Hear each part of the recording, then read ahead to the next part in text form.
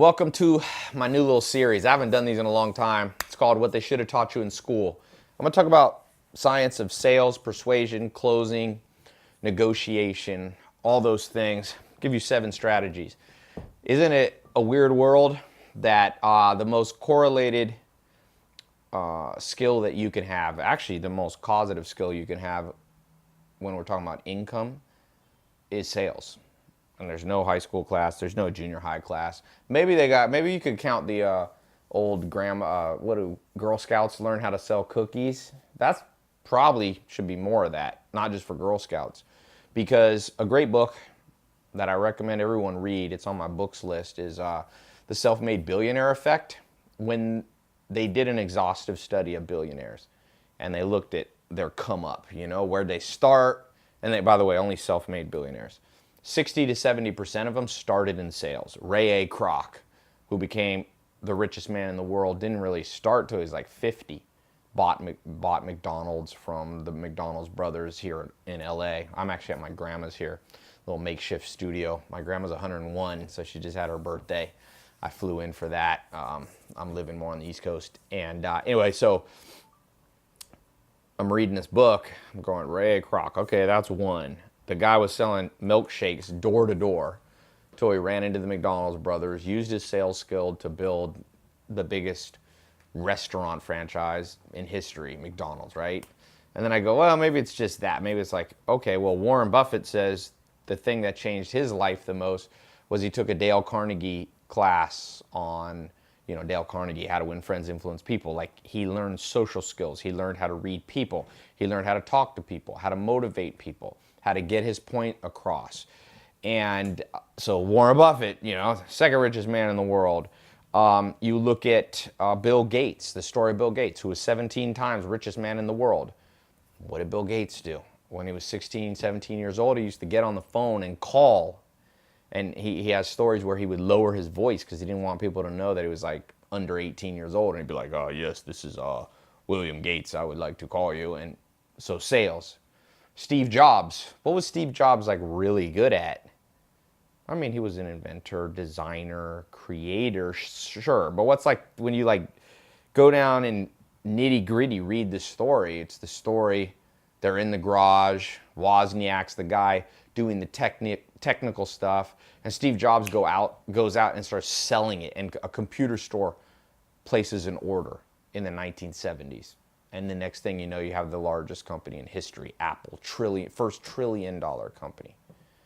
So at the end of the day, this is something they should have taught you in school. So I'm just going to jump into it and just go, if it's true, if these accountants who wrote the book, The Self-Made Billionaire Effect, are in fact correct, and 60 to 70% of billionaires, self-made billionaires, started in sales, and we go to school to learn, in great part, how to advance our career, why isn't this taught?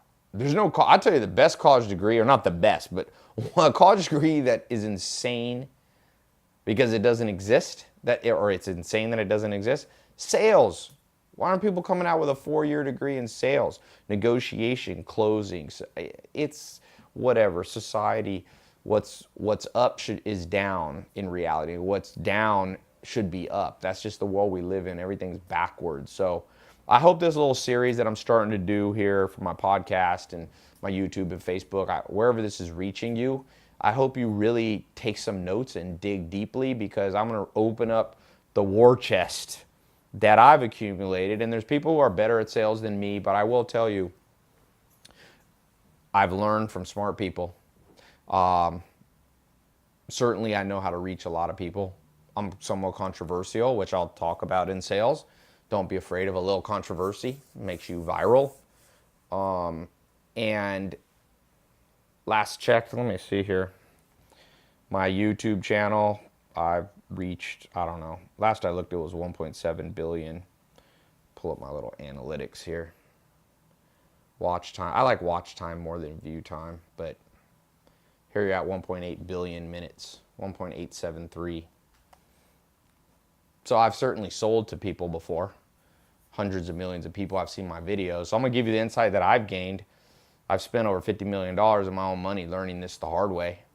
And so Whether I know everything, I don't know everything. There's people, like I said, that are better, but I've been in sales for a long time. I started door-to-door sales, selling health insurance for a company called American Republic. Doesn't even exist anymore in North Carolina. And then I went on and started working for GE, which was the largest company in the world. I worked as a contractor, had my own business, wealth management company, called people, cold calling, selling hard stuff, whether it be financial products, life insurance. You know how to be good at sales and closing? Start with something hard. Life insurance, no one told me at the time that it was hard. But looking back, I'm going, wow, I had to tell people, hey, you want to spend money now so that when you die and can no longer benefit from this, somebody else gets money? But I was able to sell a lot of that and build a company with 6,000 customers in almost 50, I think all 50 states or close to 50 states. And, was it all 50? I don't know. We had 45 plus states, and most of that was on the phone. Phone sales are hard. Now I do in person. Now I've spoken on stages with 20, 30,000 people on them. So I'm not trying to brag. I just want you to know that this stuff is not being taught to you out of some textbook that a bunch of academics put together, compiled. I am going to give you some tips from my mentors and my business partners. One of my business partner, well, my main business partner and I have now sold over $1 billion online. And we've spent over $500 million, him more than me. And so I've learned from him as we work together, building companies like MentorBox.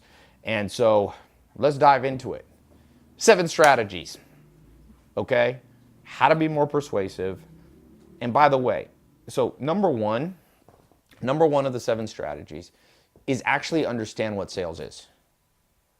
Number one, actually understand what sales is, because the reason I think that sales isn't taught more is because people think that sales is manipulation, it's pushiness, it's forcing people to do something they don't want to do. No, write this down. Sales in the modern world, that's why I call this the new science. It's changed over time. I can't tell you about sales in the 1400s or something. But I can tell you right now in the modern world that the average person is seeing 1 to 10,000 ads a day. People selling them something, TV, Google ads, banner ads, YouTube video ads. And so the modern version of sales is, can you get people to listen to your side of the story? That's sales. At its very core, it's getting people to actually listen to you because they are bombarded, they are tired, attention spans have dropped. We now have, the average American has a shorter attention span than a goldfish. I think goldfish are like 6 or 7 seconds, and the average American's attention span is like 5 seconds. So that's a rough place to get your point across. Maybe you're an entrepreneur. Maybe you have a new idea. Maybe, by the way, you're not a salesperson and you just have a job. Well, what if you want a promotion? What if you want to be a leader and manage a team of people? What if you want to get a promotion? You're going to have to get other people to hear your side of the story. Not everybody's going to buy. See, when you go into sales with the perspective of how do I get everybody to buy from me, you're breaking the first strategy, the first rule of the new science of sales, which is it's not to force your way on people. It's only to speak and elaborate in such a way that they get your side of the story. Remember, if you study things like narcissism, one of my mentors is one of the greatest psychologists in history, evolutionary psychologist, Dr. David Buss. I'm very lucky to have him as a mentor. I talk to him, weekly for years, and he wrote the textbooks that are used at Harvard and all these schools. He was at Harvard, now he's at University of Austin. And he wrote the book on evolutionary psychology, the textbook. And what he's taught me about narcissism is that, see, scientists, this is why you have to learn sales. If you go back to the old beginning psychologist, Sigmund Freud, let's say, Jung, these beginning people, they began to understand that there's this part of the mind that's very deep below the surface. It's called the subconscious, and they divided it up in weird ways. You had the id, the driving force, then you had the superego, which was kind of like the voice of morality telling you what to do, and you had the ego and all this stuff, right? Forget that. That's kind of old science. But one thing we know is that humans are driven by subconscious subconscious factors. You can call them instincts. You can call them subconscious is a good way to talk about. Sigmund Freud called it the preconscious. You have the conscious, the preconscious, the subconscious. Okay. Well, here's why this is important for you today. People's subconscious tells them to just take care of themselves, to narcissistically only care about themselves. What is in it for me, baby? So if you go to your boss and say you want a job, a raise, you're just causing them problems. Now they got to go get it approved. Or if you're going to somebody and you've got a business, a new product, you're selling on Amazon, you're doing real estate, you're negotiating a deal. Well, all those people care about is themselves subconsciously, even if they're good people. That's the conscious mind. Subconsciously, people want to hear only their side of the story. So they're listening to you, but they're not hearing you. You see, they're listening to you. And if you're not good at sales, people will listen to you, but they won't hear you. You see what I'm saying? It's going in the auditory, it's going in the ear, but it's not computing in the brain. They're not going to change. They're not going to do something just because you're a good person. No.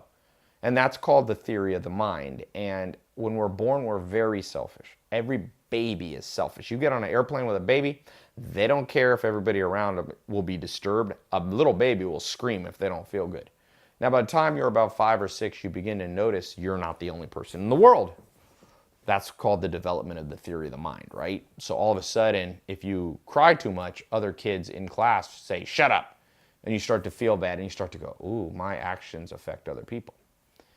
Well, the reason the first strategy is to get people to hear your side of the story is that a lot of people that you know never develop past about age 10. So yes, they started noticing other people are important around them by 5, 6, 7, 8, but people have stunted growth.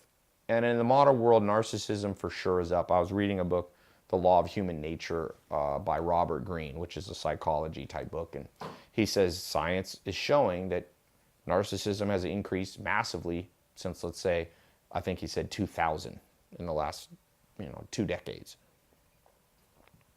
So it's even worse than when Sigmund Freud was talking about narcissism. People now really only care about themselves.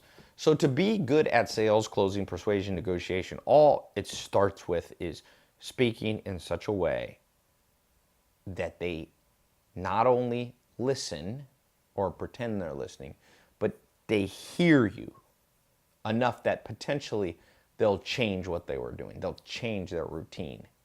They'll change their buying habits. They'll stop buying from your competitor and buy from you. They'll stop selling that real estate deal to somebody they wanted. I'll tell you a story. I knew a guy who was a master at sales. He went in to buy, I don't remember all the details now, this is a while ago, but he went in and it was a real estate deal. And the property was like $1 million. And they already had somebody who was going to buy for them for $1 million. Oh, I remember this. I remember it. It's a story. It's a famous story. And so he went to them, and he didn't even have $1 million for the property. And he said, I can give you $950,000. Now, normally that's the worst sales pitch in history, right? They had $1 million for their house, and he was offering them $50,000 less. Don't hold me to the exact numbers, but something like this. But he told him a story before he made his offer. He said, this house is important to me. I just moved back to the area. I need to be near my family. My daughter has cancer. And I need to be close to family and take care of her and so on. This house is a perfect fit. It allows my family members to come, so on and so forth. And he told him a story. He wasn't even trying to sell him. Or maybe he was a master of the new science of sales. I don't know. But I will tell you, they called the buyer who was going to give him $1 million and they said, sorry, we're selling to someone else. And the guy said, I'll give you $1.5 million. I'll give you, $1,050,000 for it, or $1.1 million. They said, sorry, we've made our decision.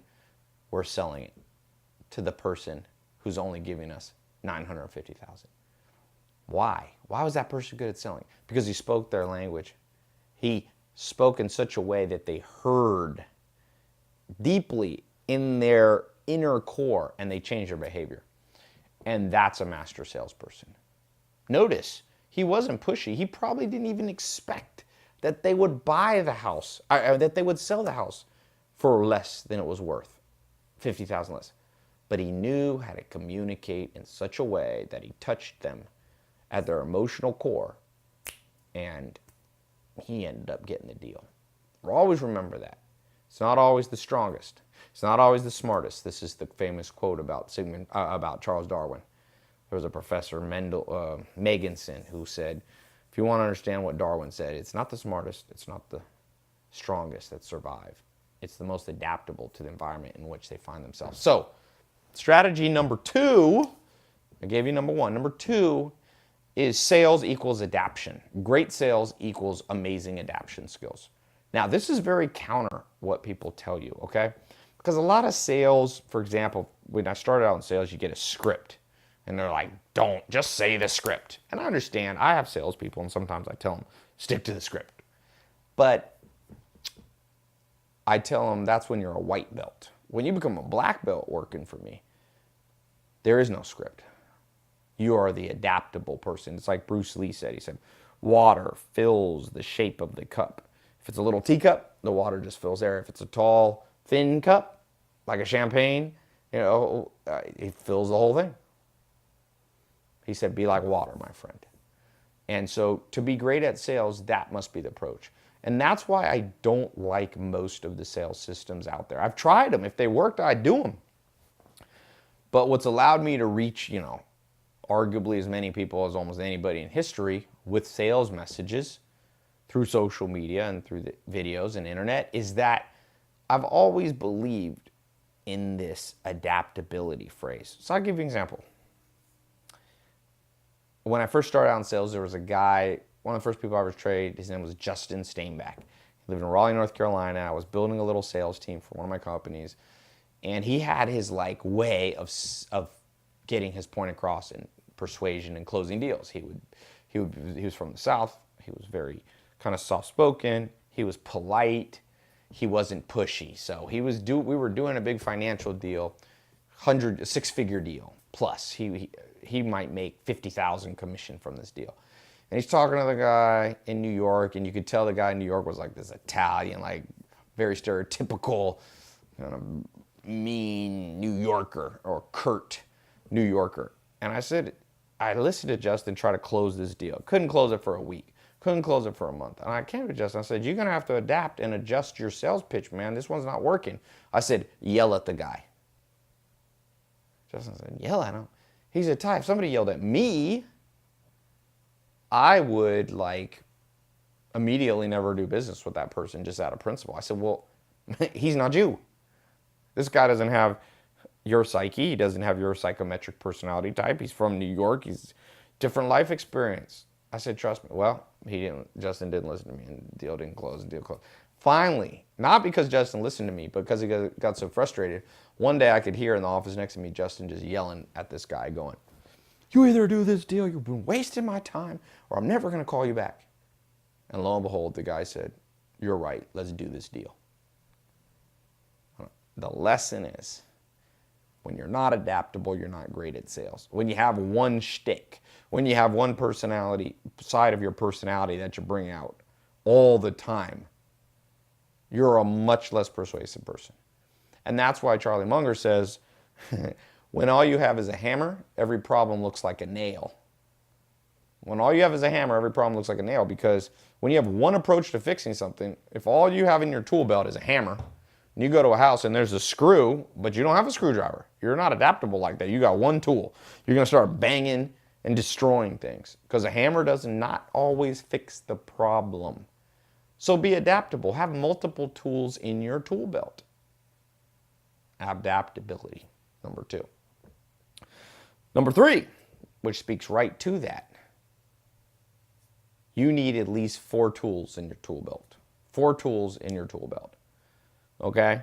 So tool number 1 that you need, the overarching tool that's divided into 4 categories, is you need to understand something. I've kind of developed this. I'm in the process of trademarking it. It's called the PACE system, P-A-S-E. So going back to the beginning, number 1, number 2, and now we're here at number 3. I'm going to do a little 1, 2, 3. Okay. Sometimes when I get on these long talks, I forget. Number 3, have multiple tools in your tool belt. I recommend 4. The overarching system I use is called PACE. You're welcome to borrow it from me. Can't steal it, but you can borrow it. You got to give it back at some point. PACE. Practical. You need a set of practical persuasion tools. You need a set of AA, which stands for action. You need S. Okay, these are different parts of your personality, by the way, you bring out. S. And then E is emotional. So I have a sales full-on 4-month training program. It might be closed when you see this, but you can go to tylopez.com/salesvideo. And I've got a video training and stuff. tylopez.com/salesvideo. Or we'll put the link below or whatever. So what I train my salespeople and what I've trained myself with this PACE system, I give you the high level one because I'm not going to sit here and do a 4-month video all in one shoot. I need to go to bed soon. P, remember, sales principle strategy number 1 in the new science is understanding that you gotta get in people's heads in a way that they listen and hear. Not just one. Remember, it means hearing means they take action. Like they actually, oh, you heard me, you did something about it. So some people you need to bring out your practical side. Practical people that you're trying to talk to, you're trying to persuade, they need numbers, they need logic, they need concrete step by step. So if I'm selling to a P, so if I'm adaptable, we'll talk about this later, that you have to learn how to read people, but the sales thing is a big conversation. I'm gonna get as much as I can in here. But when you read a person and you discover and establish that they're a P, they're a practical type, that's their dominant energy, then I'm gonna come in with a lot of logic and numbers. I'm gonna be like, listen, the reason you wanna buy this from me is because it's got 17 features and my competitor only has 3. Because, it's 44% less expensive than the nearest competitor. Because you're gonna get these 18 different blankety blank widgets. So when you sell to practical people, you sell very down to earth. I speak slower. Practical people don't really like to be rushed.